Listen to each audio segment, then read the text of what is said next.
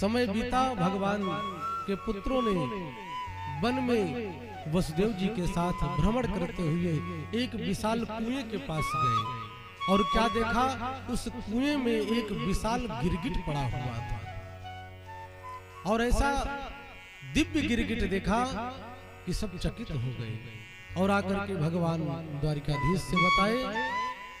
भगवान द्वारिकाधीश कुएं के पास गए हैं और उस गिरगिट का स्पर्श जैसे भगवान के शरीर से हुआ, वह एक दिव्य राजकुमार के रूप में परिणित हो गया।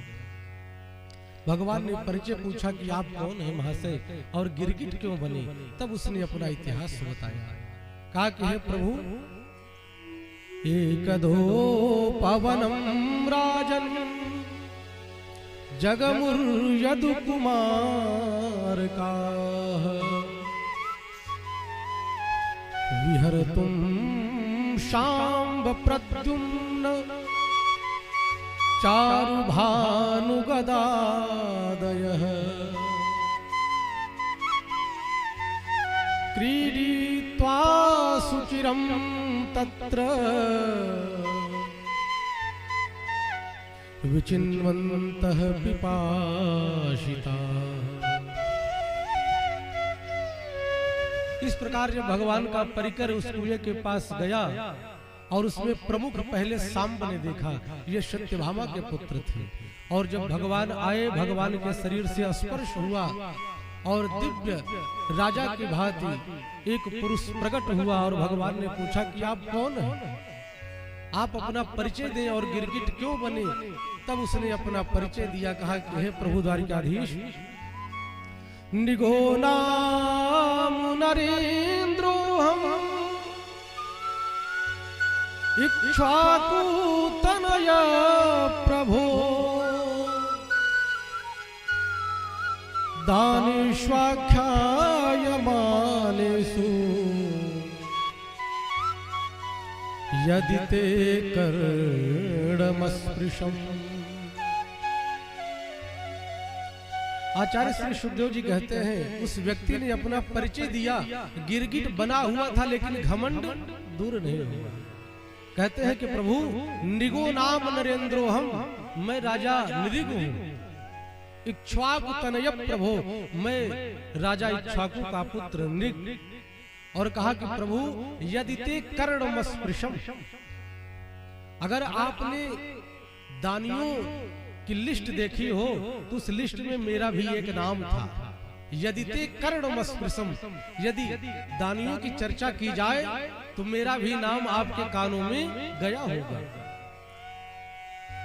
और कहा कि प्रभु, वर्षा की बूंद को कोई गिन सकता है, वृक्ष के पत्तों को कोई गिन सकता है, लेकिन मेरे द्वारा दी हुई गौओं का दान कोई कर नहीं सकता। प्रतिदिन 1,00,000 गाय का दान करता था।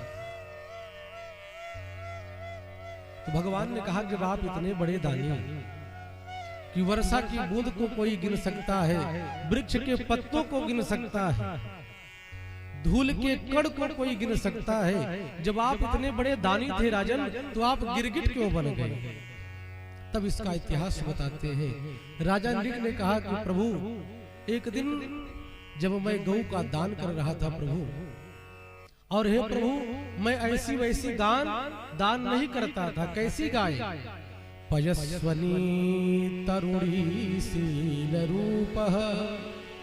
हे प्रभु, पयस्वनी दुधारू गाय का दान करता था, जिससे दूध अधिक निकलता था। तरुणी जवान गौओं का दान करता था। शील रूपः, जो गाय बिल्कुल सीधी साधी होती थी। और हे प्रभु, गुणोपपन्ना, जो गुण से भरी हुई गाय, और उसके पैर में चांदी मढ़वा करके, सींगों में स्वर्ण मढ़वा करके दान करता था। लेकिन गलती क्या हुई कि एक दिन एक विप्रदेव आए और उनको मैंने एक गाय दान कर दी। और ब्राह्मण देव गाय को लेकर के गए, और दूसरे दिन की बात कि पंडित जी के यहाँ से जो गाय दान में दी गई थी, उनके गौशाला से मेरी गौशाला में चली आई, और मैं जान नहीं पाया, मुझे विदित नहीं हुआ। और दूसरे दिन जब मैं गौओं का दान कर रहा था तो एक दूसरे ब्राह्मण देव आए, वही गाय मैंने उनको दान कर दी।